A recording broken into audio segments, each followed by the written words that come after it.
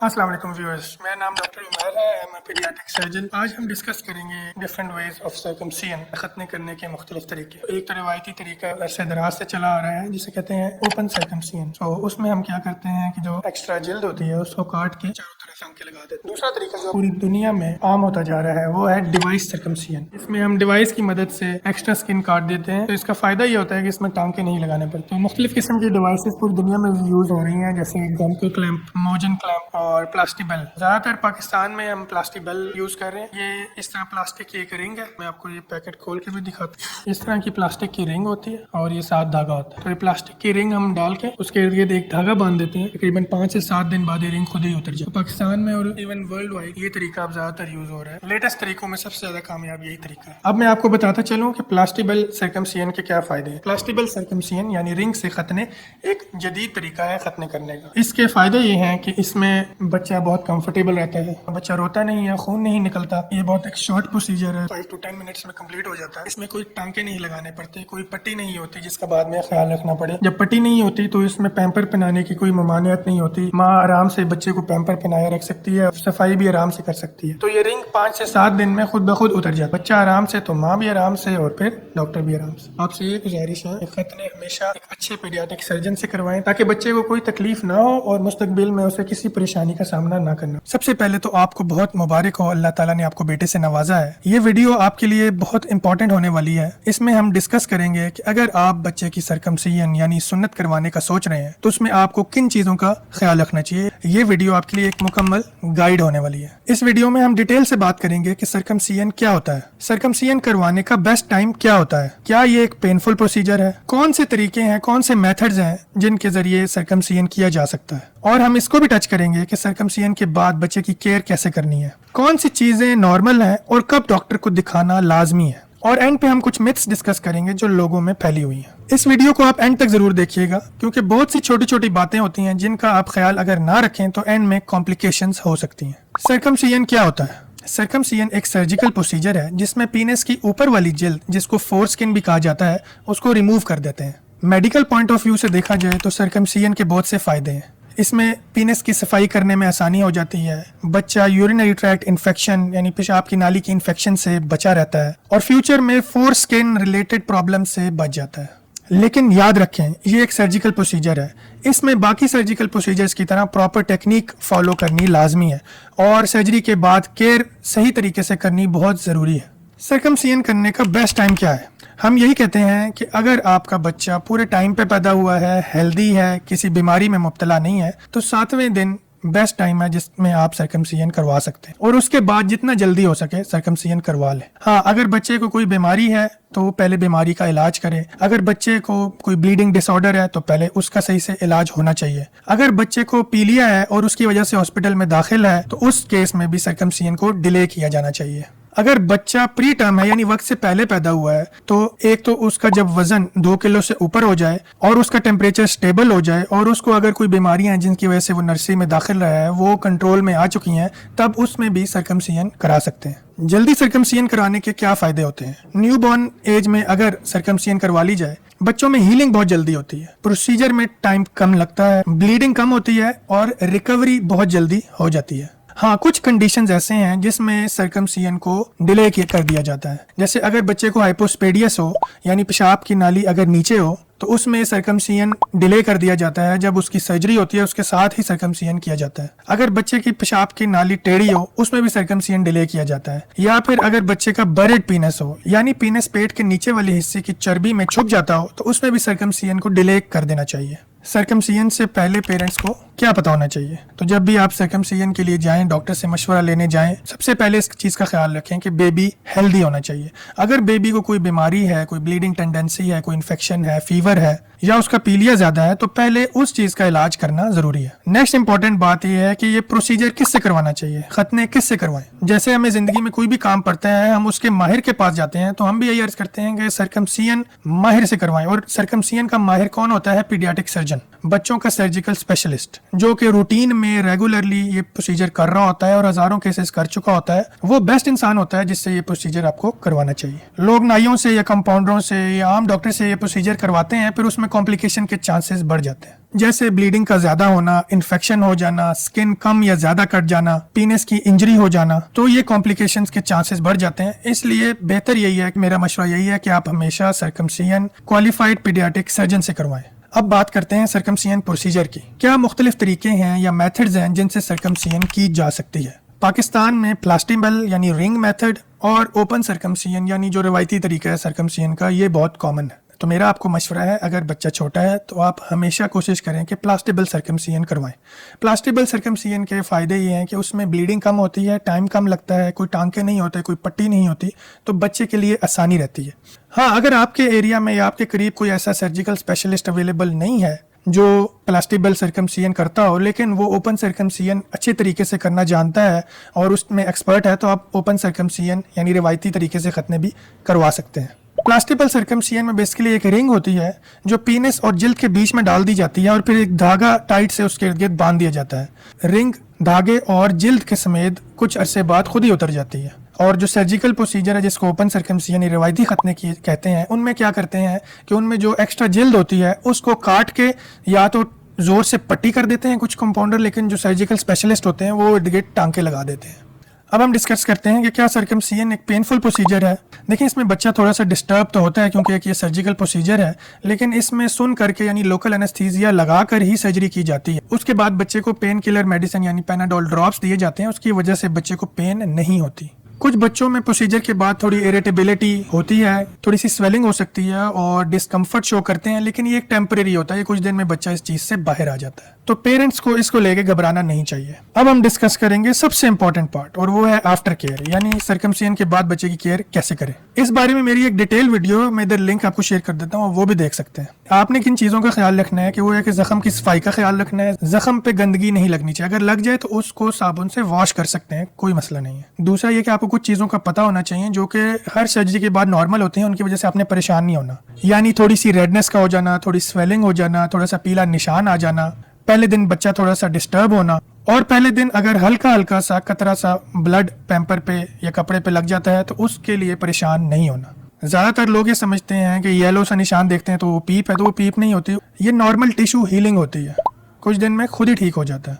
अगर active bleeding है, अगर मुसलसल ब्लड आ रहा है, सूजन बढ़ रही है या पेशाब करने में बच्चे को मसला हो रहा है, फौरन डॉक्टर को चेक कराना लाजमी है। बच्चे के डायपर को रेगुलरली चेंज करें, जगह को साफ रखें ताकि अगर ब्लीडिंग हो या इन्फेक्शन हो वो भी आप देख सकें।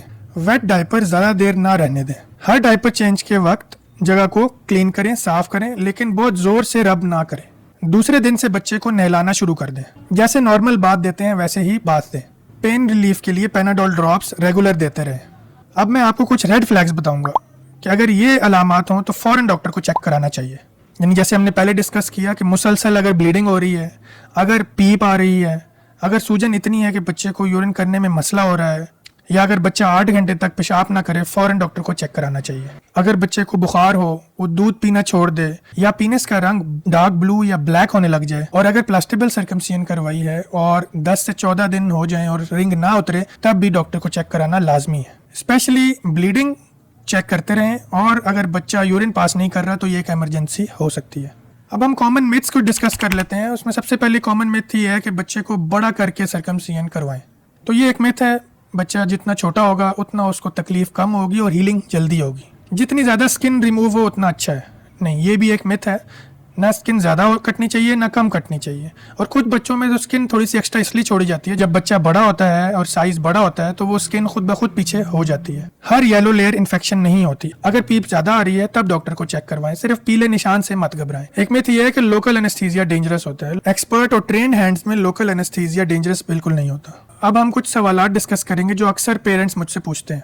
लोग अक्सर पूछते हैं कि बच्चा कितने दिन में ठीक हो जाएगा, तो उसका हमेशा मैं जवाब देता हूं कि बच्चा पहले दिन थोड़ा सा डिस्टर्ब होगा, लेकिन अगले दिन से वो अपनी रूटीन में आ जाएगा। उसको नहीं पता होगा कि उसके साथ कोई सर्जिकल प्रोसीजर हुआ है। अगर रिंग वाले सर्कमसिजन करवाए हैं तो वो 7 से 14 दिन में रिंग खुद ब खुद उतर जाएगी। कुछ बच्चों की 5 दिन में भी उतर जाती है, कुछ बच्चों की 14 दिन में जाके उतरती है। हाँ, लेकिन मैं हमेशा ये कहता हूँ कि अगर 10 दिन तक रिंग नहीं उतरी तो डॉक्टर को एक दफा चेक जरूर करवा ले। अगर रिवायती खतने किए गए हैं तो लोग पूछते हैं क्या जो स्टिच लगाए हैं खुद ही जज्ब हो जाएंगे? यस, जो स्टिच लगाए जाते हैं वो एब्जॉर्बेबल होते हैं, वो खुद ही जज्ब हो जाते हैं, उनको निकलवाने की जरूरत नहीं होती। अगर प्लास्टिबल रिंग जल्दी उतर जाए तब भी परेशान होने की बात नहीं है। अगर कोई ब्लीडिंग नहीं है, बच्चे को स्वेलिंग नहीं है, बच्चा पेशाब ठीक से कर रहा है तो तीसरे दिन भी चौथे दिन भी रिंग उतर सकती है। हाँ, लेकिन अगर बच्चे की रिंग फंस गई है, स्वेलिंग हो रही है, वो पेन में है और काफी दिन गुजर गए हैं, फौरन डॉक्टर को चेक करवाएं। आपको ये सारी एडवाइस आखिर में मैं समराइज कर दूं। सबसे पहली इंपॉर्टेंट बात यह है कि बच्चे का जल्द सर्कमसिजन करवाएं। जितना लेट करेंगे उसको ज़्यादा तकलीफ होगी। दूसरी बात यह है कि बच्चे का प्रोसीजर, सर्जिकल प्रोसीजर सर्कमसिजन जो करवा रहे हैं एक ट्रेंड एक्सपर्ट पीडियाट्रिक सर्जन से करवाएं। जो मिथ्स हैं उन पे ब्लाइंडली ट्रस्ट ना करें और प्रॉपर आफ्टर केयर करें। आपके बच्चे की प्लास्टिबल सर्कमसिजन हो चुकी है, उसके बाद घर जाके बच्चे की केयर कैसे करनी है। तो सर्कमसिजन के फर्स्ट 24 आवर्स आपने बहुत विजिलेंट रहना है। आपने ये चेक करते रहना है कि कहीं खुदा न खास्ता ब्लीडिंग तो नहीं हो रही। अगर आपको लगे कि ब्लीडिंग हो रही है तो कोई भी कपड़ा लेके, कॉटन लेके उस जगह को, जख्म को प्रेस कर लेंगे। 5 to 10 मिनट्स तक आपने प्रेस करके रखना है। अगर उसके बावजूद ब्लीडिंग ना रुके तो आपने फौरन बच्चे को इमरजेंसी में लेके जाना है। सर्कमसिजन के फौरन बाद से बच्चे को पैनाडोल ड्रॉप स्टार्ट कर देने हैं। बच्चे की एज और वेट के हिसाब से डॉक्टर आपको डोजेज बता देंगे। नॉर्मली छोटे बच्चे के लिए हाफ प्रॉपर सुबह दोपहर शाम हम एडवाइस करते हैं। जो जख्म वाली जगह है उसको मॉइस्ट रखना है और क्लीन रखना है। प्लास्टिबल सर्कमसिजन का ये फायदा है कि सर्कमसिजन के बाद आप पैम्पर भी पहना सकते हैं, लेकिन पैम्पर का एक नुकसान ये है कि जगह पे गंदगी आ सकती है। आपने इस बात का खास ख्याल रखना है कि जगह को बार बार साफ करते रहना है। साफ कैसे करना है? कॉटन बॉइल्ड वाटर में सोक करके उसके ऊपर अच्छी तरह कोई भी गंदगी लगी हो उसको साफ कर देंगे। आपने जख्म को मॉइस्ट रखना है। अगर जख्म ड्राई होगा तो पैम्पर के साथ जुड़ेगा और बच्चे को तकलीफ होगी। मॉइस्ट रखने के लिए जब भी बच्चे का पैम्पर चेंज करना हो तो ऊपर वैसलीन लगा लें, कोई भी ऑयल का एक कतरा उसमें डाल दें। खतने करवाने के 24 से 48 घंटे के बाद बच्चे को नीम गर्म पानी में सुबह शाम 10-10 मिनट के लिए बिठाना है। आपने करना यह है कि एक छोटा सा टब ले लेंगे, उसमें आप नीम गर्म पानी लेंगे और 2 कतरे डेटॉल के उसमें डालेंगे और बच्चे को सुबह शाम 5 से 10 मिनट के लिए उसमें बिठाएंगे ताकि जगह साफ रहे और हीलिंग जल्दी हो। प्लास्टिक की रिंग अमूमन 5 से 7 दिन बाद खुद ही उतर जाती है। आपने इस बात का ध्यान रखना है कि जो प्लास्टिक की रिंग है वो एकदम से नहीं उतरती, वो एक साइड से उतरना शुरू होती है, थोड़ा थोड़ा करके उतरती है। आखिर में वो जिल्द के एक बारीक से टुकड़े के साथ जुड़ी होती है। आपने हरगिज उसको पुल नहीं करना, हरगिज उसको खींचना नहीं है। अगर आप ऐसा करेंगे तो खुदा न खास्ता ब्लीडिंग शुरू हो सकती है। अगर प्लास्टिक रिंग 2 हफ्ते तक ना उतरे तो अपने डॉक्टर से जरूर रुजू करें। आप सबको मालूम है कि खतने करना एक सुन्नत है। नबी सल्लल्लाहु अलैहि वसल्लम ने बच्चे के पैदा होने के 7वें दिन अकीका करने और खतने करने का हुक्म दिया। मैंने कुछ अर्सा इंग्लैंड में बतौर पीडियाट्रिक सर्जन काम किया है। आप यकीन माने कि वहाँ ओपीडी में आधे से ज्यादा रश खतने ना करने की वजह से जो एक्स्ट्रा जिल्द रह जाती है उसकी वजह से पेश आने वाले मसाइल की वजह से होता था। अक्सर वो जिल्द जुड़ जाती थी और बार बार बच्चों की यूरिन इन्फेक्शन होती थी तो उनको बार बार हॉस्पिटल आना पड़ता था। एंड में उनको खतने ही एडवाइस होते थे। पाकिस्तान में अक्सर लोग नाइयों से खतने करवाते हैं जो कि बिल्कुल गलत बात है, क्योंकि हमने बहुत से ऐसे केसेस देखे हैं जिनमें नाई गलत खतने कर देते हैं। आपको 1-2 एग्जांपल्स देता चलूं। एक दफ़ा हमारे पास बच्चा आया जिसको खतने के दौरान उज़्व खास को भी काट दिया गया, और एक और दफ़ा हमारे पास बच्चा आया जिसकी पट्टी बहुत लेट उतारी गई और अंदर जख्म में कीड़े पड़ चुके थे। और ऐसे तो हम बेतहाशा डेली के बेसिस पे केसेस देखते हैं जिसमें जिल्द कभी कम कट गई होती है और कभी ज्यादा कट गई होती है, तो इस वजह से पूरी जिंदगी के लिए बच्चे के लिए मसाइल बन सकते हैं। दूसरा, हमने देखा है कि पाकिस्तान में लोग आम डॉक्टर या फिर कंपाउंडर वगैरह से सर्कमसिजन करवाते हैं और उसमें भी बहुत सारे पेचीदा मसाइल हमारे सामने आते हैं। ना तजुर्बाकार शख्स से खतने कराने के नुकसानात में ये भी शामिल है, अक्सर औजार इस्तेमाल किए जाते हैं, उनकी ठीक से सफाई नहीं होती और मुख्तलिफ किस्म की बीमारियां बच्चों को लायक हो सकती है। एक और बहुत बड़ा मसला ये है कि कुछ बीमारियां ऐसी होती हैं जिनमें हम शुरू में कहते हैं कि खतने मत कराएं, क्योंकि जो एक्स्ट्रा जिल्द होती है उसकी बाज़ औक़ात हमें ऑपरेशन में जरूरत पड़ सकती है। वैसे कुछ बच्चों को हाइपोस्पेडियस होता है, उसमें हम कहते हैं कि खतने मत करवाएं क्योंकि बाद में बच्चे को ऑपरेशन की जरूरत होती है जिसमें उस जिल्द की जरूरत पड़ सकती है। एक और इसकी एग्जाम्पल है वेब रीनेस। आपने अक्सर सुना होगा कि बच्चे के खतने किया और उसके बाद उस तनासुल गायब हो गया। इन केसेस में हम सर्कमसिजन डिले कर देते हैं। इन सब चीजों को मद्देनजर रखते हुए आपसे ये गुजारिश है कि खतने हमेशा एक अच्छे पीडियाट्रिक सर्जन से करवाएं। आज हम डिस्कस करेंगे कि अपने न्यू बॉर्न की सर्कमसिजन यानी खतने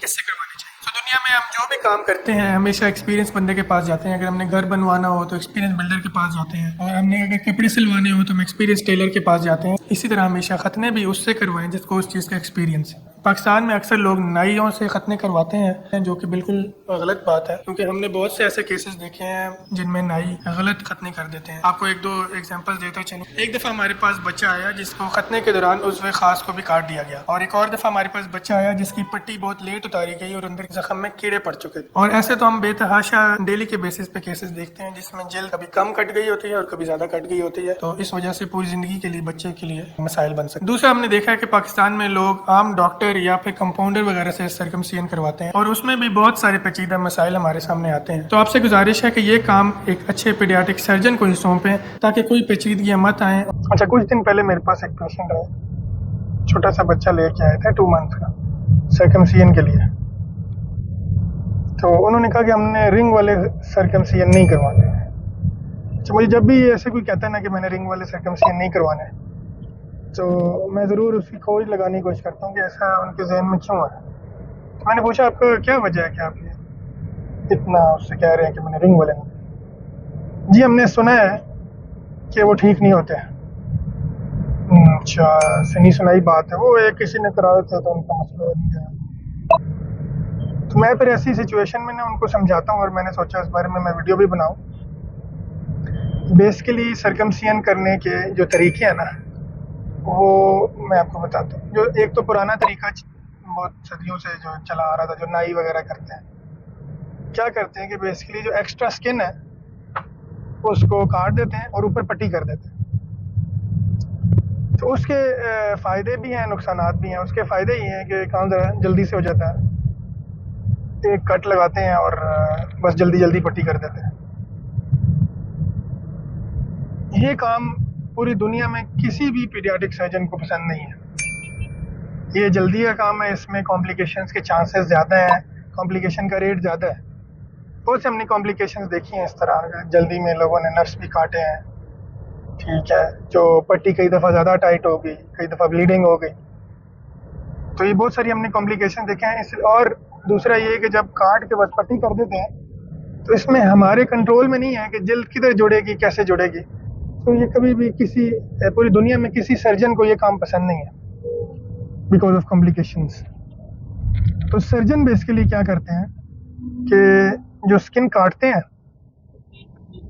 उसके बाद वो चाहते हैं कि उनके कंट्रोल में हो हर चीज़, तो वो स्टिच लगाते हैं। कोई लोग ज़्यादा स्टिच लगाते हैं, कुछ कम स्टिच लगाते हैं। बेसिकली मकसद उसका ये होता है कि एक तो ब्लीडिंग कंट्रोल में रहेगी और जहाँ आपने जल्द जोड़नी है वहीं पे जुड़ेगी, इन्फेक्शन का चांस भी कम होगा। लेकिन इसमें फिर क्या होता है, थोड़ा सा टाइम बढ़ जाता है। लेकिन वर्ल्ड ओवर सर्जन टाइम लगाने के प्यार से आराम से तहम्मुल से करने का दर्ज देते हैं कि आराम से करें, स्टिच लगा के, ठीक है, ताकि हर चीज़ आप देख लें, ब्लीडिंग ना हो, हर चीज़ कंट्रोल में रहे। जो पट्टी करते हैं वो भी इसमें ना समझें कि बस वाजिबी सी पट्टी थोड़ी सी करते हैं और वो एक दिन बाद या उसी दिन भी अगर उतर जाए और ब्लीडिंग कंट्रोल में है तो कोई ज़रूरत नहीं है ख़ास पट्टी की, पॉलीफिक्स लगा लें, काम चल जाता है। पहला तरीका जो नाई जिस तरह करते हैं, कंपाउंडर्स कुछ करते हैं, उसमें तो पट्टी लाजमी है, वो पट्टी से ब्लीडिंग को रोका जा रहा है। पट्टी हिल गई, पट्टी यूरिन लगने से उतर गई या कुछ, तो फिर ब्लीडिंग शुरू हो सकती है। लेकिन जो सर्जन्स फिर करते हैं पट्टी, वो तो हल्की सी है, वो उतर भी जाए तो कोई इतना मसला नहीं है। फिर उसके बाद पिछले आप समझ लें 20-30 ईयर्स से डिवाइस सर्कमसिजन बड़ी कॉमन हो गई है। डिवाइस सर्कमसिजन का प्रिंसिपल मैं आपको बताता हूँ। तो उसका प्रिंसिपल ये है कि जो एक्सेस स्किन आपने काटनी है, ठीक है, तो एक कोई डिवाइस हो जो अंदर स्किन की चली जाए और बाहर से उसको या तो जोर से दबा के रखा जाए या धागा लगा दिया जाए। तो बेसिकली ये डिवाइस सर्कमसिजन का असूल है। तो इसमें पूरी दुनिया में बहुत सी, जैसे मैंने दूसरी वीडियो में मैंने बताया कि एक मोजन क्लैंप होते हैं, गोंको क्लैंप होते हैं, ठीक है। तो इस तरह के ZSR सर्कमसिजन एडल्ट्स में आजकल काफ़ी देखी जा रही है, ठीक है। बच्चों में पाकिस्तान में बहुत ज़्यादा प्लास्टिबल चल रही है और आजकल उससे अगला सर्कमप्लास्ट भी शुरू हो गया। वीडियो बनाऊंगा जिसमें हम डिस्कस करेंगे कि प्लास्टिबल बेहतर है या सर्कमप्लास्ट, क्या डिफरेंसेस हैं दोनों के। तो प्लास्टिबल में एक रिंग सी होती है जो स्किन के अंदर डाल दी जाती है और ऊपर धागा लगाते हैं, कोई ख़ास ब्लीडिंग नहीं होती, टाइम भी कम लगता है और वो खुद ही कुछ दिनों बाद रिंग उतर जाती है। कंट्रोल में होती हैं चीज़ें, जहाँ हम स्किन को जोड़ना चाहते हैं, जितना स्किन काटना चाहते हैं एग्जैक्ट, वो सारी चीज़ें कंट्रोल में। कॉम्प्लिकेशंस तो किसी भी चीज़ में हो सकती हैं। जो लोग आगे कहते हैं ना कि हमारे रिंग सर्कमसिजन है, किसी ने कराए तो कॉम्प्लिकेशन होगी, तो उनसे हम पूछते हैं कि हमारे पास तो पेशेंट्स आते हैं जो रिंग के बगैर जो खतने करवा के भी कॉम्प्लिकेशंस के साथ आते हैं। अगर आपने एक दो कोई कॉम्प्लिकेशंस देखी हैं या सुनी है तो इसका ये मतलब नहीं है कि बाकी प्रोसीजर्स की कॉम्प्लिकेशन नहीं हो सकती। कॉम्प्लिकेशन डिपेंड करते हैं सर्जन के एक्सपर्टीज़ पे कि अगर अच्छा सर्जन होगा तो वो स्टिच वाले भी अच्छे कर सकता है, और अगर बुरा सर्जन होगा वो प्लास्टिक बेल वाले भी बुरे कर सकता है। तो ये डिपेंड करता है सर्जन पे। अब मैं क्या रेकमेंड करता हूँ, मैं ये रेकमेंड करता हूँ कि अगर छोटे बच्चे हैं उनमें तो प्लास्टिक बेल या सर्कमप्लास्ट जो है वो बिल्कुल अच्छा एक तरीका है। उसमें कोई कॉम्प्लिकेशंस के जो चांसेस हैं वो मिनिमाइज आप कर सकते हैं गुड प्रैक्टिस के साथ। हम एक और वीडियो में डिस्कस करेंगे कि प्लास्टिबल सर्कमसियन करते हुए किन चीज़ों का ध्यान रखना ज़रूरी है। देखिए, प्लास्टिबल सर्कमसियन आम डॉक्टर भी कर रहे हैं, जनरल सर्जन भी कर रहे हैं, इवन पीडियाट्रिशियन भी कर रहे हैं। तो पीडियाट्रिक सर्जन में और उनमें फ़र्क होता है कि हम लोगों ने कॉम्प्लिकेशंस भी देखी हुई हैं और उनको मैनेज करना भी आता है। बाकी लोगों को इतना एक्सपर्टीज़ नहीं होता, उसमें कॉम्प्लिकेशंस हो जाए तो वो उनको मैनेज करना मुश्किल हो रही होती है। सबसे इम्पोर्टेंट जो चीज़ मैंने देखी है प्लास्टिबल सर्कमसियन में, उसमें ये है कि जो आपने रिंग का साइज़ है ना वो बड़ा एडिक्वेट होना चाहिए। अगर रिंग का साइज़ बड़ा होगा तो वो पीछे स्लिप हो जाएगा और स्वेलिंग करेगा और वहाँ फंस जाएगा। अगर रिंग का साइज़ छोटा होगा तो वो जो हेड होता है जिसको हम ग्लैंस कहते हैं उसके अंदर घुस जाएगा, क्योंकि स्वेलिंग होगी तो रिंग तो स्वेलिंग के साथ बड़ा नहीं होगा ना, रिंग तो उतना ही है, तो वो फिर उसके अंदर घुसता जाएगा, वो मसला हो सकता है। यानी रिंग का साइज़ एडिक्वेट होना चाहिए। तो दूसरी कॉमन कॉम्प्लिकेशन होती है प्लास्टिक बेल के साथ कि जो अक्सर लोग मेजरमेंट करके बेल नहीं लगाते कि कितनी स्किन काटनी है, तो वो बेल जहाँ पे बस फंस जाए वहाँ पे धागा लगा देते हैं। उसकी वजह से कभी ज़्यादा स्किन कट जाती है, कभी कम कट जाती है। कुछ बच्चों में ख़ास तौर पे जिनका सुप्राप्यूबिक फैट ज़्यादा होता है उनमें बड़े ध्यान से स्किन देख के निशान लगा के काटनी चाहिए, क्योंकि अक्सर ज़्यादा काट दी जाती है और बाद में बच्चे के लिए मसला होता है। तो ये कॉम्प्लिकेशंस किसी भी प्रोसीजर में हो सकती हैं, लेकिन सर्जन की एक्सपर्टीज़ अगर है तो चांसेस कम हो जाएंगे, कॉम्प्लिकेशन रेट कम हो जाएगा। सर्कमसियन के बारे में लोगों के जहनों में क्या मुख्तलिफ मिथ्स हैं। तो सबसे पहली मिथ जो हम डिस्कस करेंगे वो ये है कि अक्सर हमें पेरेंट्स आगे कहते हैं कि हमारा बच्चा बहुत छोटा है तो इसके खतने हो सकते हैं, यानी हमने नहीं करवाने। तो उसका हमारा ये जवाब सिंपल है, सर्कमसियन की बेस्ट एज है वो है 7वें दिन, क्योंकि नबी सल्लल्लाहु अलैहि वसल्लम की एक हदीस भी है जिसमें नबी सल्लल्लाहु अलैहि वसल्लम ने फरमाया कि 7वें दिन अकीका करें, 7वें दिन बाल उतरवाएँ और 7वें दिन खतने भी करें। तो हम कहते हैं बच्चा अगर 7 दिन का हो गया उसके बाद जितनी जल्दी हो सके करवा लें, बेहतर तो ये 7वें दिन करवा लें। और अगर वज़न के हिसाब से देखा जाए तो इवन हमने जब बड़े बड़े ऑपरेशन करने हैं, दिल की सर्जरी करनी है, कोई बच्चे की खुराक की नाली नहीं बनी उसकी सर्जरी करनी है, तो 2 किलो से ऊपर बच्चा हो तो वो सर्जरी के रिज़ल्ट अच्छे होते हैं। मतलब ये है कि अगर 2 किलो से ऊपर हो तो ये बड़े ऑपरेशन में हो सकते हैं, तो खतने तो इतने कोई बड़े मसला नहीं है, इतना कोई बड़ा ऑपरेशन थोड़ी है। 2 kg से ऊपर वेट हो तो खतने हो सकते हैं। दूसरी मिसकंसेप्शन ये है कि लोग कहते हैं कि अगर बच्चे को पीलिया है तो खतने नहीं हो सकते। देखिए, अगर पीलिया बहुत ज़्यादा है ना, बहुत ज़्यादा से मुराद ये है कि उसके लिए आपको टेस्ट कराने पड़ रहे हैं, उसके लिए आपको ट्रीटमेंट करा रहे हैं, या नर्सरी में दाखिल किया हुआ है, नीली शॉ में रखा हुआ है, फोटोथेरेपी चल रही है, IV इंजेक्शन चल रहे हैं। अगर ऐसी कोई बात नहीं, सिर्फ डॉक्टर ने कहा हुआ है कि सुबह शाम सूरज की शुआएं दें, तो इसका मतलब है कि ज़्यादा पीलिया नहीं है।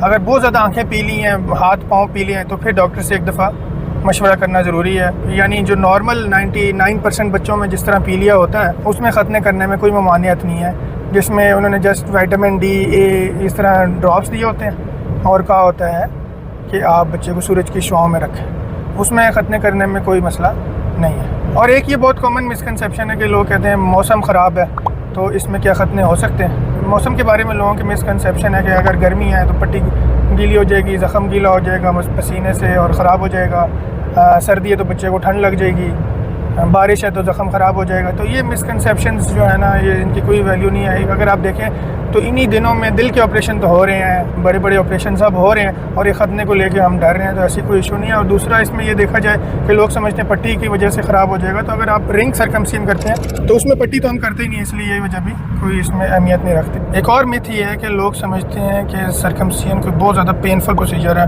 बहुत ज़्यादा पेन होगी बच्चे को, तो ऐसी बात नहीं है। आज के ज़माने में ये बात करना बिल्कुल गलत है, क्योंकि होता क्या है, पहले बच्चे को नंबिंग जेल लगाई जाती है, फिर सुन करने वाला टीका लगाया जाता है। देखें ना, अगर आप आजकल वैक्सीनेशन करवाने जा रहे हैं, 3-3, 4-4 टीके एक टाइम पे लगते हैं। तो जिस तरह वैक्सीनेशन के टीके लगते हैं उस तरह इसमें भी टीका लगता है और उसके बाद सुन हो जाता है। बच्चे को दर्द नहीं होती। हाँ, बच्चा क्योंकि हमने टांगे पकड़नी होती हैं, हमने प्रोसीजर करना है, तो वो टांगे जब बच्चा मारता है तो फिर हम नहीं कर सकते। टांगे पकड़ने की वजह से कुछ बच्चे रो सकते हैं। ज़्यादा छोटे बच्चे तो अक्सर हमने देखा वो सो ही जाते हैं, लेकिन कुछ बच्चे रोते भी हैं।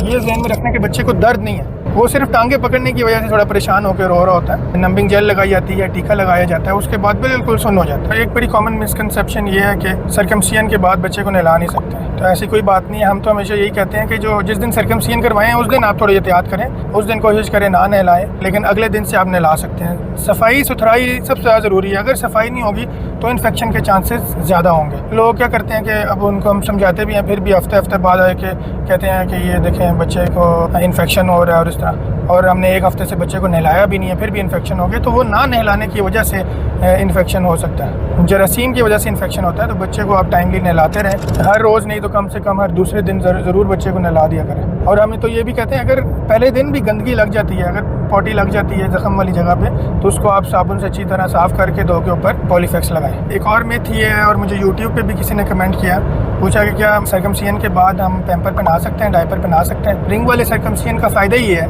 कि आप उसके बाद आराम से डायपर जिस तरह पहले पहनाते हैं पहना सकते हैं, उसमें कोई इशू नहीं है। रिंग वाले जो खतने उसमें पट्टी नहीं होती, इसलिए ये डर नहीं होता कि बच्चे की पट्टी गीली हो जाएगी या गंदी हो जाएगी। पैम्पर पहनाने में कोई ममानियत नहीं है, आप पैम्पर आराम से बना सकते हैं। हाँ, अगर उसके रवायती अंदाज में खतने हुए हैं जिसमें पट्टी की जाती है, उसमें पैम्पर पहनाने से मना किया जाता है। वो इसलिए कि पैम्पर पहनाने से पट्टी गंदी होती है और बच्चे को ज़रा थोड़ी तकलीफ़ हो सकती है। तो उसमें भी अगर आप ये देखें कि पेशेंट्स पढ़े लिखे हैं और समझदार हैं, अगर उनको समझाया जाए कि अगर आपको लगे पट्टी गंदी हो रही है तो पट्टी तब्दील करनी है, खुद तब्दील कर लें या डॉक्टर के पास लें, वो चेंज कर दे, तो उसमें भी पैम्पर पहनाने की गुंजाइश बन सकती है। सबसे कॉमन मिसकंसेप्शन जो कि बुरे नताइज का ज़रिया बन रही है, और वो ये है कि हमारे जहन में है कि खतने कोई मामूली सी बात है, किसी से भी करवा लो, नाई से करवा लो, कंपाउंडर से करवा लो, फलाने अस्पताल में ऑपरेशन थिएटर में होता है, फलाना हमारे मोहल्ले का बंदा उससे करवा लो। इसमें ज़रूरी नहीं है कि अच्छा डॉक्टर हो या प्रॉपर बच्चों के सर्जिकल स्पेशलिस्ट से कराई जाए। तो इस मिसकंसेप्शन की वजह से ये होता है कि हमें बहुत सी कॉम्प्लिकेशंस देखने को मिल रही हैं। हम डेली के हिसाब से देखते हैं कि हमें पेशेंट्स आए करते हैं, हमने खतने करवाए, बच्चे की जिल्द है वो लगता है ज़्यादा कट गई है, इन्फेक्शन हो गया है। एक दफ़ा तो हमारे पास एक पेशेंट आया, उसने जब पट्टी उतारी तो अंदर कीड़े पड़े हुए थे। क्यों, उन्होंने समझाया नहीं और उसने 7 दिन पट्टी उतारी नहीं बच्चे की, उसके बाद कीड़े पड़े हुए थे। तो इस तरह की चीज़ें हैं और बहुत सी कॉम्प्लिकेशंस हैं। इनएक्सपीरियंस्ड जो लोग होंगे उनसे अगर आप कोई प्रोसीजर करवाएंगे तो वो हो जाते हैं, कॉम्प्लिकेशंस हो सकती हैं। तो बेहतर यही है जो जिस काम में माहिर हो उससे काम कराया जाए। तो बच्चों के सर्जिकल स्पेशलिस्ट हज़ारों सर्कमसिजन कर चुके होते हैं, तो उनका इस चीज़ में एक्सपीरियंस सबसे ज़्यादा होता है, तो बेहतर यही होता है उनसे करवाएं। ये कुछ छोटा प्रोसीजर नहीं है, अगर इसमें कॉम्प्लिकेशन हो जाए तो बहुत से खराब नताइज निकलते हैं और आगे जाके बंदे की ज़िंदगी में काफ़ी मुश्किलात का सामना हो सकता है। कॉमन प्रोसीजर तो है, लेकिन इसको ईजी लेके ये समझना कि ये किसी से भी करवा लो, जल्दी काटनी है, इसमें क्या इशू है, तो ये गलत स्ट्रेटजी है, गलत थिंकिंग है। इससे परहेज़ करें और हमेशा एक मुस्तनद डॉक्टर से, मुस्तनद सर्जन से, बच्चों के सर्जिकल स्पेशलिस्ट से खतने करवाएं। एक और मिसकंसेप्शन ये है कि लोग समझते हैं खतने करवाने से ताकत आती है, तो खतनों का ताकत से कोई ताल्लुक नहीं है। नफ्स के बाहर एक्स्ट्रा जल्द है उसको काट देते हैं, बस इसमें ताकत का और भूख का और बाकी किस चीज़ का इससे कोई ताल्लुक नहीं है। अगर आपका बच्चा कमज़ोर है तो उसके पीछे अगर कोई बीमारी है उसका इलाज करवाएं, ये नहीं समझेंगे खतने कराने से सब मसले हल हो जाएंगे। और पाकिस्तान में मैंने देखा एक और मिसकंसेप्शन ये है कि खतने फ़र्ज़ हैं, खतने होंगे तो मुसलमान होगा बंदा। नहीं, ये बात गलत है। इस्लाम में खतने फ़र्ज़ नहीं है, सुन्नत है, सुन्नत का दर्जा है। नबी सल्लल्लाहु अलैहि वसल्लम ने कहा है कि खतने करवाने चाहिए, लेकिन उन्होंने ये नहीं फरमाया कि जिसके खतने नहीं इस्लाम से फारिग है या कोई कबीरा गुनाह कर रहा है। तो ये जो कॉन्सेप्ट है, इससे मसला क्या होता है? मसला ये होता है कि बच्चे को अगर कैंसर है, बच्चे को अगर कोई और बड़ा मसला, दिल का मसला जिसके कोई ऑपरेशन होने हैं, बच्चे को खून का मसला है जिसमें अगर ऑपरेशन हो तो ब्लीडिंग ना रुकने का अंदेशा होता है, तो इस तरह की बहुत से बीमारियां हमने देखी हैं। उसमें भी माँ बाप हमसे इसरार करते हैं कि इसके खतने कर दें। उसमें हम समझाते हैं कि देखें ये एक सुन्नत है, ये फ़र्ज़ नहीं है, इसके बगैर भी बंदा अच्छा मुसलमान हो सकता है, अच्छा मुसलमान बन सकता है। अगर सर्कमसिजन ना भी करवाएं तो कोई मसला नहीं है। लेकिन फिर भी हमने देखा कि माँ बाप के इसरार पे हमें ऐसे प्रोसीजर करने पड़ जाते हैं जिसमें अगर देखें हीमोफीलिया है, उसमें फिर हम सफ़ेद खून लगाना पड़ता है, फैक्टर लगाने पड़ते हैं और उसके साथ फिर करना पड़ता है, फिर भी कॉम्प्लिकेशन के चांसेस ज़्यादा हो सकते हैं। तो बात समझने की है कि खतने कराना फ़र्ज़ नहीं है, खतने कराना सुन्नत है। एक और मिसकंसेप्शन ये है कि लोग समझते हैं कि खतने कराने से मैरिड लाइफ में भी कोई फ़र्क पड़ता है। कुछ समझते हैं अच्छा फ़र्क पड़ता है, कुछ समझते हैं नेगेटिव असर पड़ता है। ऐसी कोई बात नहीं, इसका मैरिड लाइफ से कोई ताल्लुक नहीं है। अगर आपके बच्चे के खतने रिवायती तरीके से किए गए हैं तो उसका ख्याल किस तरह रखना है? अस्सलाम वालेकुम, मेरा नाम डॉक्टर उमैर है, मैं पीडियाट्रिक सर्जन। सबसे पहले ये कि जो जख्म पे पट्टी हुई होगी वो आप 24 से 48 घंटे के बाद उतार सकते हैं। आज 24 से 48 घंटे तक आपने ये ध्यान रखना है कि जो पट्टी है उस पर बहुत ज्यादा ब्लड तो नहीं लगा हुआ। अगर पट्टी पे बहुत ज्यादा ब्लड लगा हुआ है तो आपने कोई भी कॉटन लेके उस जगह को प्रेस करके रखना है। अगर फिर भी ब्लीडिंग कंट्रोल ना और पट्टी मजीद गंदी हो तो अपने डॉक्टर को फौरन रुजू करना है। जब 48 घंटे बाद पट्टी उतर चुकी होगी तो सुबह शाम नीम गर्म पानी में बच्चे को बिठाना है। कोई भी आप टब ले लेंगे, उसमें 2 कतरे डिटॉल के डालेंगे और बच्चे को सुबह शाम 10-10 मिनट के लिए उसमें बिठाएंगे ताकि कोई भी जरासीम वो मर जाए और जगह की सफाई हो जाए। जो टांके लगाए जाते हैं वो खुद ही जज्ब हो जाते हैं, उनको निकालने की कोई जरूरत नहीं होती, लेकिन वो टांके जज्ब होने में 10 से 14 दिन लग सकते हैं। खतने के फौरन बाद बच्चे को पैनाडोल सिरप स्टार्ट कर दिया जाएगा। पैनाडोल सिरप की डोज बच्चे की एज और वजन के हिसाब से डॉक्टर आपको आगाह कर देंगे। रिवायती खतने अमूमन बड़े बच्चों में किए जाते हैं, इसलिए ये भी बताना जरूरी है कि खतने कराने के बाद 4 से 5 दिन बच्चे को स्कूल से छुट्टी करवानी होगी। अच्छा, मेरी यूट्यूब की वीडियोस देखकर ना मुझे काफी सारे कमेंट्स भी आते हैं और मैंने अपना नंबर भी दिया हुआ है, तो मुझे व्हाट्सएप पे पिक्चर्स भी आती हैं। इवन आप इमेजिन करें कि मुझे शुरू में क्या हुआ कि मैं पिंडी में हूँ, पिंडी बेस्ड हूँ, ठीक है। तो मुझे चकवाल से मैसेज आ रहे हैं, फिर लाहौर से मैसेज आ रहे हैं, कराची से मैसेज आ रहे हैं। फिर जाहिर है यूट्यूब माशाल्लाह जो है वो एक ग्लोबल चीज़ है, तो मुझे इंडिया से मैसेज आ रहे हैं, कॉम्प्लिकेशन हो गया, अब क्या करें, गाइडेंस लोग मांग रहे हैं। आप इस वक्त मेरी वीडियोस पे जाके कमेंट्स देख सकते हैं। इवन मुझे अफ्रीका से मैसेज आए हैं, सर्कमसियन के बाद कोई कॉम्प्लिकेशन होती है, लोग यूट्यूब पे सर्च करते हैं, तो मुझे मैसेज आए हैं और लोगों ने काफ़ी दुआएं दी हैं। तो बेसिकली वीडियो बनाने का मकसद यही होता है कि लोगों की हेल्प हो सके। तो इस वीडियो जो ये मैं वीडियो बना रहा हूँ इसका मकसद ये है कि मैं आपको बताऊँ कि प्लास्टिक बेल सर्कमसियन के बाद कॉमन सवालात क्या हैं, कॉमन कॉम्प्लिकेशंस या मसाइल क्या हैं जिनका लोगों को सामना करना पड़ता है और उसके लिए आप क्या कर सकते हैं। देखिए, सबसे पहले तो ये जहन में रखना है कि अगर बच्चा रिलैक्स है, यूरिन पास कर रहा है, तो बहुत ज़्यादा परेशानी की बात नहीं है। लोग परेशान हो जाते हैं थोड़ी सी स्वेलिंग की वजह से। स्वेलिंग तो होगी, जब भी सर्जरी होगी, छोटी हो बड़ी हो, उसके बाद स्वेलिंग होगी, कुछ दिन रहेगी, ठीक है।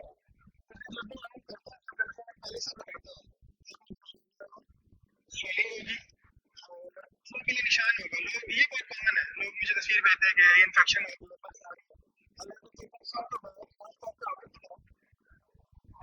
येलो कलर का स्लफ आना, और ये कॉमन है, तो उसको हरगिज अपने पास नहीं समझना।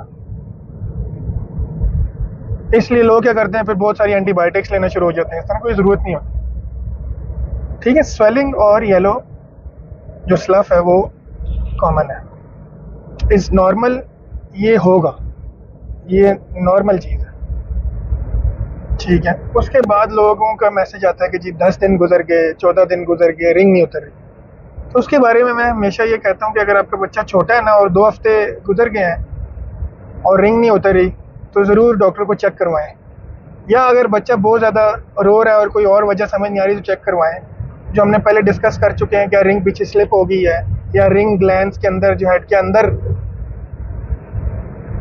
पेनिट्रेट कर रही है, कि खुदा न खास्ता अगर छोटी रिंग लगा दी गई है तो ये चीज़ जो है ना नहीं होनी चाहिए, इसको फ़ौरन रिंग उतारनी पड़ती है, एडजस्ट करनी पड़ती है, ठीक है। तो हमेशा मैं कहता हूँ कि रिंग का साइज़ एडिक्वेट होना चाहिए, ना छोटा होना चाहिए ना बड़ा होना चाहिए। जब रिंग उतरना शुरू होती है तो वो ज़ाहिर है एकदम तो सारी नहीं उतरती, वो एक साइड से थोड़ी सी उतरना शुरू होती है और फिर सर्कमफेरेंशियली थोड़ी थोड़ी करके उतर जाती है, एंड में थोड़ा सा एक धागे से अटकी होती है। तो उसमें लोग बड़ा परेशान होते हैं कि रिंग लटक रही है, उतर नहीं रही, ये है वो है। तो उस केस में मैं पेरेंट्स कहता हूँ आके चेक करवा लें, लेकिन फिर मैं उनको दिखाता हूँ कि ये देखें, इसको मैं टच करूँ, बच्चे को इसकी वजह से पेन होने का चांस कम है। हाँ, पैम्पर लगे थोड़ी सी डिस्कम्फर्ट हो सकती है, लेकिन कभी भी उस रिंग को खींचना नहीं है जो हाफ उतरी हुई है या थोड़ी सी लगी हुई रह गई है, उसको खींचेंगे तो वहाँ से ब्लीडिंग हो सकती है। कुछ घंटों में या दिन में आहिस्ता आहिस्ता करके उतर जाती है। एक ये बहुत ज़्यादा कॉमन लोग है। फिर ये होता है कि सर्कमसियन होने के कुछ दिन बाद, स्वेलिंग उतरने के बाद, लोग अक्सर कहते हैं कि ये लगता है कि सर्कमसियन ठीक नहीं हो, स्किन ऊपर आ रही है, ठीक है। उसमें एक ये चांस हो सकता है कि एडिक्वेट सर्कमसियन नहीं हो, स्किन कम काटी गई है, लेकिन मोस्ट ऑफ द टाइम हमने देखा है कि क्या है कि जो बच्चे खास तौर पे हेल्दी हैं, सुप्रा प्यूबिक फैट होता है तो वो स्किन ऊपर आई होती है, तो उनमें हम उनको गाइड करते हैं कि इसको दोबारा स्किन कम करने की काटने की, स्किन काटने की ज़रूरत नहीं है। जब बड़ा होगा सुप्राप्यूबिक फैट कम होगा, बच्चा भागे दौड़ेगा तो ये ऑटोमेटिकली स्किन पीछे आ जाएगी। इसमें अर्जेंसी नहीं करनी, क्योंकि फिर अर्जेंसी के चक्कर में लोग ज़्यादा स्किन काट देते हैं, बाद में बच्चे के लिए तकलीफ होती है। और सफाई का ध्यान नहीं रखते लोग, पैम्पर गंदा हो जाता है, कई दफ़ा पॉटी लग जाती है, तो वो इस डर से कि ज़ख़म है इसको कैसे धोएं, तो हम हमेशा गाइड करते हैं आप बेशक ज़ख़म को साबुन से धोएं, ठीक है, शैम्पू से धोएं, धो के सुखा के ऊपर पॉलीफेक्स लगा दें, ठीक है। पॉलीफेक्स इसलिए हम बताते हैं लगाने के लिए कि वो ज़ख़म ड्राई होकर ना पैम्पर से जुड़ जाता है, जब भी पैम्पर चेंज करें बच्चे को तकलीफ होती है, थोड़ा डिस्टर्बिंग होता है। तो अगर थोड़ी सी जेल लगी होगी तो ड्राइनेस नहीं होगी, पैम्पर से जुड़ेगी नहीं। मुझे बहुत से कमेंट आते हैं यूट्यूब पे कि हमने बच्चे के प्लास्टेबल सर्कमसियन करवाए, अब रिंग उतर गई है लेकिन बस एक साइड से थोड़ी सी अटकी हुई है, तो अब क्या करें। तो इसके बारे में देखें, हम शुरू से ये कहते हैं कि जो प्लास्टेबल रिंग होती है वो अक्सर एकदम पूरी नहीं उतरती, एक साइड से उतरना शुरू होती है, फिर एंड में कभी कभार स्किन की एक झिल्ली के साथ अटैच रह जाती है। तो उसमें ज़हन में आता है कि इसको हम खींच लें, तो आपने कभी भी खींचना नहीं है, वरना तो पेन होगी और ब्लीडिंग होगी। उसको खुद से उतरने दे, खुद ही 1-2 दिन में उतर जाएगी। अगर ना उतरे तो डॉक्टर को चेक करवाएं। कई माँ बाप समझते हैं कि जो रिंग अटकी हुई है उसकी वजह से बच्चे को बहुत ज्यादा पेन है, लेकिन उसकी वजह से पेन नहीं होती। पूरी रिंग लगी रही है, रिंग उतर गई है, पर थोड़ी सी अटैच रह गई है, तो वो काम भी नेचुरली होने दे, खुद से वो उतर जाएगी। ना उतरे, ब्लीडिंग हो, सूजन ज्यादा हो, बच्चा तकलीफ में हो, बहुत ज्यादा रो रहा हो, तो फिर डॉक्टर को जरूर चेक करवाएं। मुझे बहुत सारे ऐसे कमेंट आए हैं कि हमने बच्चे की प्लास्टेबल सर्कमसियन करवाई है, रिंग पीछे स्लिप होके फंस गई है, तो उसमें क्या करें। देखिए, अगर रिंग पीछे स्लिप होके फंस गई है और बच्चे को तकलीफ है तो ये is a sort of emergency इसलिए क्योंकि अगर वो रिंग टाइट होगी, सूजन होगी, तो वो आगे खून की सप्लाई रोक सकती है। तो जब भी आपको ये खदशा हो कि रिंग फंस गई है, काफ़ी दिन हो गए नहीं निकल रही, सूजन बढ़ रही है, तो आपने अपने सर्जन को, अपने डॉक्टर को ज़रूर चेक करवाना है। हमने बहुत दफ़ा देखा है, हमारे पास आते हैं सर्कमसियन कहीं से करवा के और रिंग फंसी होती है, तो फिर उसको काट के उतारना पड़ता है। फिर पेरेंट्स पूछते हैं ऐसा क्यों हुआ, तो देखें ये कॉम्प्लिकेशन किसी के साथ भी हो सकती है। अगर रिंग का साइज़ एडिक्वेट ना हो तो ये कॉम्प्लिकेशन हो सकती है। एडिक्वेट का मतलब ये है कि जितना बच्चे के पीनस का साइज़ है उस हिसाब से रिंग होनी चाहिए। अगर बड़ी लगाएंगे तो वो पीछे जाके स्लिप हो जाएगी, अगर छोटी होगी तो वो ऊपर ही अंदर धंस जाएगी। तो रिंग का साइज़ जो है ना वो ठीक होना चाहिए। तो अगर रिंग पीछे स्लिप होकर फंस गई है तो फ़ौरन डॉक्टर को चेक करवाएं। आपके ज़हन में अगर कोई भी सवाल है आप नीचे कमेंट्स में पूछ सकते हैं, मैं हमेशा कमेंट्स का जवाब खुद देता हूँ। और इवन आप मुझे व्हाट्सएप पे मैसेज भी कर सकते हैं, मैंने अपना नंबर नीचे दिया हुआ है। कोई भी इशू हो, कोई प्रॉब्लम हो, आप मेरे से डिस्कस कर सकते हैं। और एक और कॉमन सवाल हमसे पूछते हैं कि बच्चे की रिंग तो उतर गई है लेकिन एक पीला सा निशान है, क्या ये पीप है? तो उसके बारे में हमने पिछली वीडियोज़ में बताया, मैं फिर बता देता हूँ कि पीला निशान होना ये पीप की निशानी नहीं है, इसे क्या बोलते हैं, येलो स्लफ। तो ये अक्सर हो जाता है, ख़ास तौर पे अगली वाली साइड पे। तो इसके बारे में मैं जो खतने करता हूँ, मैं तो पेशेंट्स को पहले ही बता देता हूँ कि ऐसा होगा, और रिंग उतरने के बाद सूजन भी होगी और सामने पीला निशान भी होगा। ये 2-3 दिन तक खुद ही ठीक हो जाएगा। हाँ, अगर चारों तरफ से पीला मवाद आ रहा है और बदबूदार है और रेडनेस है तो फिर वो इन्फेक्शन है, उसके लिए एंटीबायोटिक फिर लेनी पड़ेगी। और सर्कमसियन कराने के बाद एक बहुत कॉमन सवाल है, मेरे ज़्यादातर वीडियो पे जो कमेंट्स हैं उसी के बारे में है। सर्कमसियन होए हुए 10-15 दिन हो गए हैं और लग रहा है कि जिल्द ज़्यादा कट गई है या जिल्द कम कट गई है, तो अब क्या करें। तो ज़्यादा कॉमन हमें ये सवाल आता है कि लगता है कि जिल्द पूरी तरह सही से कटी नहीं है और नफ्स के ऊपर आ रही है जिल्द, तो अब क्या करें। तो उसका जवाब ये है, अक्सर बच्चे होते हैं उनके ना पेट के नीचे चर्बी होती है, उस वजह से लगता है कि जिल्द ऊपर आ रही है। तो उन्हें समझाया जाता है कि ये जो एक्स्ट्रा जिल्द है जान के छोड़ी गई है, ताकि जब बच्चा बड़ा हो तो जब साइज़ भी बड़ा होगा और जब ये फैट कम होगा तो वो जिल्द ने नीचे आना है, ताकि तब के लिए गुंजाइश रखी जाए।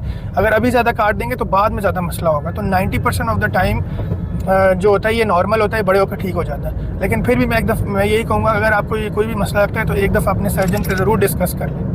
अगर ना तजर्बाकार बंदे से खतने करवाए जाएँ तो कई दफ़ा होता है कि वो मेजरमेंट नहीं करते और जिल्द ज़्यादा काट देते हैं। ये एक ऐसी चीज़ है जिसको अवॉइड करना बहुत ज़रूरी है, और इसलिए हम हमेशा कहते हैं तजर्बाकार सर्जन से खतने करवाएं, क्योंकि हम हमेशा मेजरमेंट करके खतने करते हैं ताकि जिल्द ना ज़्यादा कटे ना कम कटे। अगर आपके बच्चे के सर्कमसियन हुए और उसके बाद इन्फेक्शन हो गया तो उसमें क्या करना चाहिए। मेरा नाम डॉक्टर उमैर है, मैं पीडियाट्रिक सर्जन। देखिए, सर्कमसियन के बाद अक्सर सूजन होती है, स्वेलिंग होती है, हल्की सी रेडनेस होती है, पीला पीला निशान सा आ सकता है। तो अक्सर लोग हमसे पूछते हैं क्या ये इन्फेक्शन है, तो ये तो इन्फेक्शन नहीं है, ठीक है, ये नॉर्मल है। जब भी सर्जरी होगी येलो कलर का स्लफ होगा, स्वेलिंग होगी, थोड़ी सी रेडनेस होगी, ये नॉर्मल है। हाँ, अगर रेडनेस फैल रही हो, जख्म से बदबू आ रही हो या पीप आ रही हो, फ्रैंक पस आ रही हो, तो उस सूरत में उसको इन्फेक्शन हो चुका है। अगर इन्फेक्शन हो गया तो उसमें प्रॉपर एंटीबायोटिक्स देने की जरूरत है। तो उसमें कौन सी एंटीबायोटिक्स ठीक रहती हैं? देखिए, फर्स्ट जनरेशन फेलोस्पोरिन हैं, जैसे सेफाक्लोर, एसिक्लोर के नाम से आता है, वो एंटीबायोटिक अच्छी है। कोमोक्सिक्लेव जो कैलामॉक्स ऑगमेंटन के नाम से आता है, वो भी अच्छा है। अगर ज़्यादा इन्फेक्शन हो, इन दवाइयों से ना ठीक हो रहा हो, तो हम फिर लेनेजोलेट या नेस्किल भी देते हैं। तो ये एंटीबायोटिक्स दें, और कई दफ़ा इवन आईवी एंटीबायोटिक्स भी लगानी पड़ सकती हैं अगर इन्फेक्शन ज़्यादा हो रहा हो। सर्कमसिजन के बाद जख्म का ख्याल रखें, रैश से बचें। अगर डायपर रैश हो उसका प्रॉपर इलाज करें। अगर बच्चे को यूरिन करने में तकलीफ हो तो डॉक्टर को बताएं।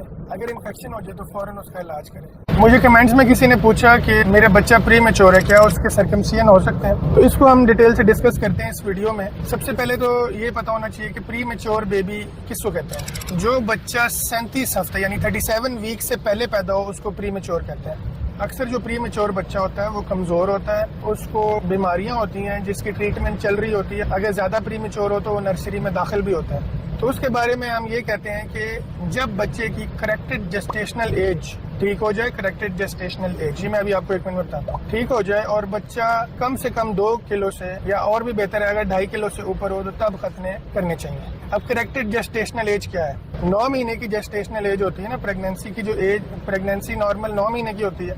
अगर बच्चा 7 महीने के बाद पैदा हो जाए तो पैदा होने के बाद 2 महीने के बाद उसकी जेस्टेशनल एज पूरी होगी, यानी वो 9 महीने का पूरा जो उसका प्रेगनेंसी का टाइम है, वो कहते हैं उसको कि वो जब 2 महीने पैदा होने के बाद, बेशक 2 महीने जब गुजर जाए, तब उसे कहते हैं ये करेक्टेड जेस्टेशनल एज इसकी 9 मंथ्स हो गई है या 40 वीक्स हो गई है। तो प्री मैच्योर बेबी में खतने तब करवाने हैं, नंबर 1, उसको कोई मेडिकल प्रॉब्लम ना चल रहा हो, उसको कोई ब्लीडिंग डिसऑर्डर ना हो। अक्सर प्री मैच्योर बेबीज को ब्लीडिंग का मसला हो रहा होता है, उनको ब्लीडिंग का मसला ना हो। अक्सर बच्चे अपना टेम्परेचर कंट्रोल नहीं कर पा रहे होते हैं। टेम्परेचर अपना जब कंट्रोल करने लग जाए, जब उनका वेट 2 kg या 2.5 kg से ऊपर हो जाए, तब खतने किए जाएंगे। ठीक है, कोई बीमारी नहीं होनी चाहिए, बच्चे की करेक्टेड जेस्टेशनल एज ठीक होनी चाहिए, और ब्लीडिंग डिसऑर्डर नहीं होना चाहिए, और उसको अपना टेम्परेचर जो है वो कंट्रोल करने की उसमें ताकत आ जानी चाहिए। बच्चा नर्सरी में दाखिल नहीं होना चाहिए। ठीक है, अगर बच्चा घर आ गया, फीड सही कर रहा है, अपना उसका टेम्परेचर कंट्रोल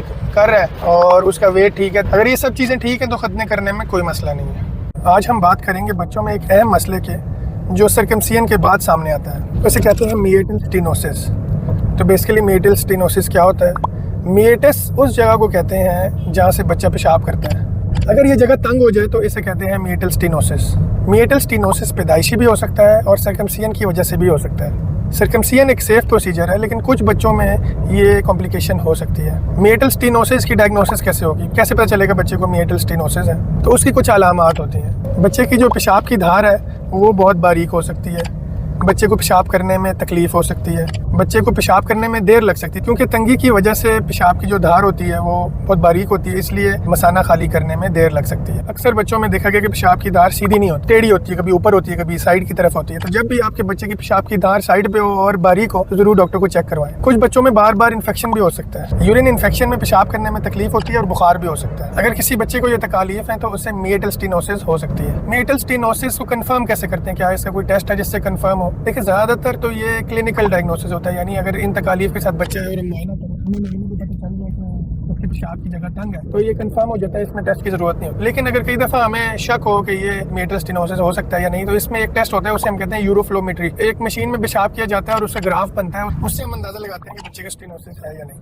इसका इलाज क्या है? अगर तंगी बहुत ज़्यादा नहीं है तो हम लुब्रिकेंट जेल लगा सकते हैं, डायलिटेशन कर सकते हैं। डायलिटेशन डायलेटर से या एनजी ट्यूब से भी कर सकते हैं। लेकिन अक्सर देखा गया है कि मिएटल स्टेनोसिस अगर ज़्यादा है, इस प्रोसीजर से ठीक नहीं होती, उसके लिए फिर उसका इलाज होता है सर्जरी। तो इसमें जो सर्जरी की जाती है उसको कहते हैं मिएटोप्लास्टी। तो मिएटोप्लास्टी में हम क्या करते हैं कि वो जगह जो तंग हुई हुई है उसको कट लगा के खोलते हैं और स्टिचेस लगा देते हैं ताकि वो जगह दोबारा से बंद ना हो। ये एक डे केस प्रोसीजर है, यानी जिस दिन ये प्रोसीजर होता है, जिस दिन ये सर्जरी होती है, उसी दिन बच्चा शाम को घर जा सकता है। ये सर्जरी ज़्यादातर जीए में करते हैं, लेकिन ये सुन करके लोकल एनेस्थीसिया में भी कर सकते हैं। 7-8 दिनों में ये टांके खुद ही जज्ब हो जाते हैं, निकलवाने की जरूरत नहीं पड़ती। ऑपरेशन के बाद पेशेंट वाली जगह पे थोड़ी सी सूजन होती है, वो भी कुछ दिन में ठीक हो जाती है। सर्कमसिजन के बाद मिएटल स्टेनोसिस से कैसे बचा जाए?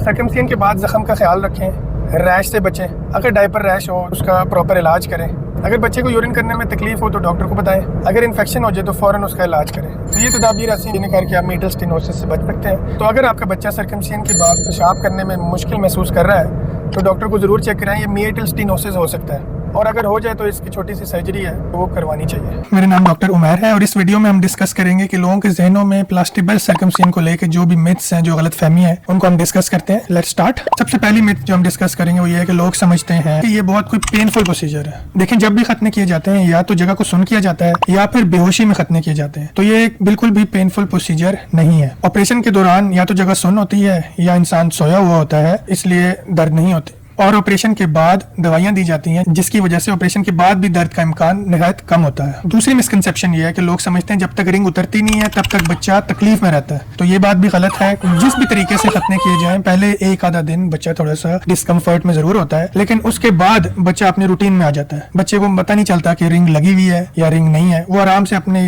खेल दौड़ में मसरूफ रहता है और छोटा पेशाब कर रहा होता है। तो ये एक मिथ है कि जब तक रिंग नहीं उतरती बच्चा दर्द में रहता है। तीसरी मिथ ये है कि लोग समझते हैं कि इसमें जख्म ठीक होने में बहुत ज्यादा दिन लग जाते हैं।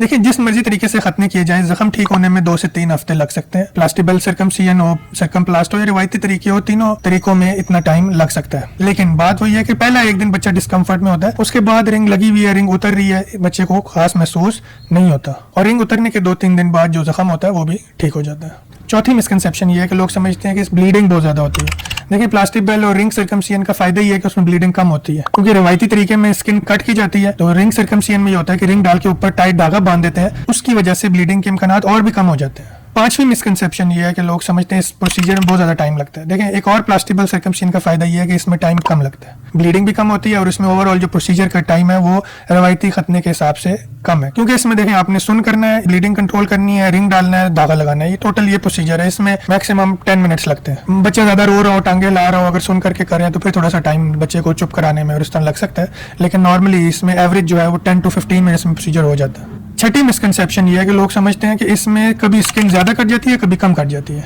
देखिए, ये आपके सर्जन के ऊपर डिपेंड करता है, चाहे वो रिवायती तरीके से खतने कर रहा है, चाहे वो रिंग वाले तरीके से खतने कर रहा है। स्किन ज्यादा या कम काटना ये सर्जन के ऊपर है, ये रिंग का इससे ताल्लुक नहीं है। अगर रिंग ठीक से लगाई जाए, सही जगह धागा बांधा जाए, तो फिर स्किन ज्यादा या कम कटने का अंदेशा नहीं है। स्किन जितनी कटनी चाहिए उतनी ही कटेगी। सातवीं मिसकंसेप्शन ये है कि रिंग फंस जाती है। देखिए, हर प्रोसीजर की कुछ कॉम्प्लिकेशंस हो सकती हैं। प्लास्टिबल सर्कमसियन की बहरहाल एक कॉम्प्लिकेशन ये जरूर है कि रिंग फंस जाती है, लेकिन इसके चांसेस बहुत कम है, यानी हजारों में कोई एक दफा ये चांस होता है रिंग फंसने का, और वो भी डिपेंड करता है सर्जन की एक्सपर्टीज पे। अगर रिंग का साइज अप्रोप्रिएट ना हो, या बड़ा हो या छोटा हो, तो रिंग फंसने के चांसेस बढ़ जाते हैं। अगर रिंग का साइज अप्रोप्रिएट हो तो रिंग फंसने के चांसेस नहायत कम हो जाते हैं। आठवीं मिसकंसेप्शन ये है कि लोग कहते हैं कि दोबारा आना पड़ेगा, रिंग उतरवानी पड़ेगी, तो ये भी बिल्कुल गलत कॉन्सेप्ट है। जो रिंग है वो ऑटोमेटिकली उतरती है, खुद ही उतर जाती है, उसके लिए उतरवाने की जरूरत नहीं पड़ती। हाँ, कोई कॉम्प्लिकेशन हो जाए, रिंग स्लिप हो जाए, रिंग फंस जाए, फिर कभी कभार उतारनी पड़ सकती है। अमूमन 99% ऑफ केसेस में रिंग खुद ही उतर जाती है। नाइन्थ मिथ ये है कि लोग कहते हैं कि जब हम रिंग लगाते हैं तो उसके बाद पैम्पर नहीं पहना सकते। रिंग लगाने का प्लास्टिबल सर्कमसियन का एक फायदा ये भी है कि पैम्पर पहनाने में कोई ममानियत नहीं है। पैम्पर आराम से पहनाया जा सकता है।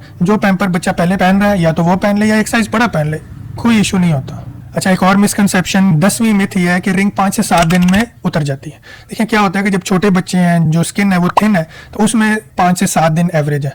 कुछ बच्चों के हमने देखे तीसरे दिन, चौथे दिन भी रिंग उतर जाती है, कुछ बच्चों के 10 दिन भी लग जाते हैं, और अगर बच्चा बड़ा है तो हमने 2 हफ्ते थोड़े उससे भी ज्यादा दिन देखे हैं रिंग उतरने में। तो ऐसी कोई एग्जैक्ट डेट्स नहीं है कि 5 से 7 दिन में जरूर उतरना चाहिए। हाँ, मैं हमेशा ये कहता हूँ, अगर 10 दिन तक रिंग नहीं उतरी या बच्चे को कोई तकलीफ है, पेशाब करने में मसला है या ब्लीडिंग है, तो फौरन अपने सर्जन को जरूर दिखाएं। 11वीं मिसकंसेप्शन ये है कि लोग समझते हैं कि अगर रिंग जल्दी गिर जाए तो ये भी मसला है। देखिए, जैसे मैंने पहले बताया कि कई दफा हमने देखा है रिंग तीसरे दिन उतर जाती है, तो अगर जो जिल्द साथ उतरनी चाहिए रिंग की, वो जिल्द साथ उतरी है, कोई ब्लीडिंग नहीं है, बच्चा रिलैक्स है, कोई और मसला नहीं है, छोटा पेशाब कर रहा है, तो इसका कोई मसला नहीं है। अगर तीसरे दिन भी रिंग उतर जाती है तो ये और भी अच्छी बात है। 12वीं मिथ ये है कि लोग समझते हैं प्लास्टिबल सिर्फ न्यू बॉर्न्स के लिए यूज हो सकती है। देखें, प्लास्टिबल न्यू बॉर्न में तो यूज होती ही है, बड़े बच्चों में भी इस्तेमाल कर सकते हैं। इसलिए इसका जो कमर्शियल साइजेस अवेलेबल है वो 1.7 तक है। 1.7 बड़ा साइज होता है, वो बड़े बच्चों में ही इस्तेमाल होता है। बड़े बच्चों में प्लास्टिबल सर्कमसियन जब भी करें तो उसमें कुछ हदायत होती हैं, तो हम पेरेंट्स को बताते हैं कि अगर रिंग फंस जाए या रिंग ना उतरी हो, बच्चे को तकलीफ हो, सूजन ज्यादा हो, फौरन चेक करें। तो उसमें ये बहरहाल ये जरूर है कि अगर बड़ा बच्चा होगा तो उसमें रिंग फंसने के चांसेस थोड़े से बढ़ जाते हैं, क्योंकि बड़े बच्चों में रिंग फंसने के चांसेस छोटे बच्चों की निस्बत थोड़े ज्यादा होते हैं, इसलिए उसमें ज्यादा केयरफुल रहना पड़ता है। लेकिन प्लास्टिबल सर्कमसिजन बड़े बच्चों में भी यूज की जा सकती है। 13 मिथ ये है कि अगर रिंग स्लिप भी हो जाए तो कोई इशू नहीं। कई हमारे पास पेरेंट्स आते हैं, रिंग कई दिन से स्लिप हुई होती है और आगे ब्लड सप्लाई खराब हुई होती है और वो फिर भी आराम से घर में बैठे होते हैं और उसके लिए कुछ नहीं करते। नहीं, अगर रिंग स्लिप हो जाती है, रिंग पीछे चली जाती है या रिंग फंसी होती है तो आपने फौरन अपने सर्जन को दिखाना है। 14th मिथ ये है कि लोग समझते हैं कि कॉम्प्लिकेशंस बहुत ज्यादा है। प्लास्टिबल सर्कमसिजन में पेचीदगियां बहुत ज्यादा है नहीं, देखिए प्लास्टिबल सर्कमसिजन ये प्रूवन है कि इसकी कॉम्प्लिकेशन सबसे कम है। जरूर है कॉम्प्लिकेशन, जरूर है, जो भी आप प्रोसीजर करेंगे कॉम्प्लिकेशन का चांस हो सकता है, लेकिन इसमें कॉम्प्लिकेशन का चांस बाकी तरीकों के मुकाबले में कम है। हम हजारों प्लास्टिबल सर्कमसिजन कर चुके हैं और कॉम्प्लिकेशन रेट निहायत ही कम है। 15th मिथ ये है कि अगर रिंग उतरने वाली हो और लटक जाए और एंड पे एक झिल्ली के साथ अटैच हो तो उसको खींच दें। तो इससे हम 12 मना करते हैं। जब भी हम सर्कमसिजन करते हैं तो हम बताते भी हैं साथ, जब रिंग उतरनी शुरू होगी तो एक साइड से उतरनी शुरू होगी, फिर सर्कमफेरेंशियली पूरी उतरेगी और एंड में कभी कभार एक झिल्ली के साथ अटैच होती है, तो बंदे के जहन में आता है इसको मैं खींच दूं, तो उसको हरगिज नहीं खींचना। उसको खींचेंगे तो ब्लीडिंग होगी।